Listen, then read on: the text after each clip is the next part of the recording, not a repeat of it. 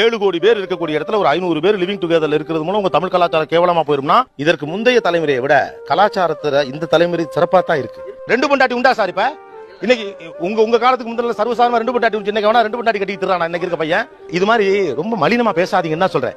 ஒழுக்கமா தான் சார் இன்னைக்கு இருக்கக்கூடிய பையன் இருக்கிறான். தாத்தாவோட தாத்தாக்கு எல்லா இடத்துலயும் தொடுப்பு இருந்துச்சு, இன்னைக்கு பையனுக்கு இருக்கா? கேட்க வேணானே. அப்ப நீங்களா கலாச்சாரத்துல சீர்கட்டவனா? ஒரு காலத்துல ஜாக்கெட் போட்டா தப்பு, நீங்க புள்ள பெத்த பிறகு என்ன ஜாக்கெட் போட்டு திரான்னு கேவலமா பேசுறீங்க. இன்னைக்கு ஜாக்கெட் போடலன்னா அசிங்கம். ரெண்டு தானே? ஜாக்கெட் போட்ட பொம்பளை தப்பா பேசுனீங்கல்ல, அது என்ன கலாச்சாரம்? அதை விட ஒரு கேவலமான கலாச்சாரம் இருக்கா?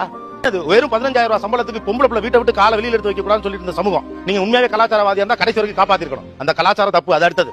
ஆனா இப்ப எல்லாத்தையும் வித்துட்டீங்கல்ல, 5,000க்கு தயாரில்ல, உடனே நீங்க ஒரு ரெட்டை விட போட்டீங்கல்ல, அதெல்லாம் கிடையாது. பொம்பளை பிள்ளையும் படிக்குது, போகணும், சம்பாதிக்கணும். இப்ப இருக்க பசங்க எல்லாம் மோசம். இப்ப இருக்க பசங்க என்ன சார் மோசம்?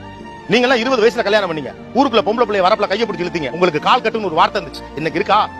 27 வயசுல சொந்த வீடு வாங்கின பிறகுதான் ஒருத்தைய கட்டு வேணும், தோல்ல ரெஸ்பான்சிபிலிட்டியை தூக்கி சுமக்கலாம். இன்னைக்கு இருக்கிற யங்ஸ்டர் இவன் பொறுப்பாளியா நீங்க பொறுப்பாளியா? என்ன பேச்சு இது?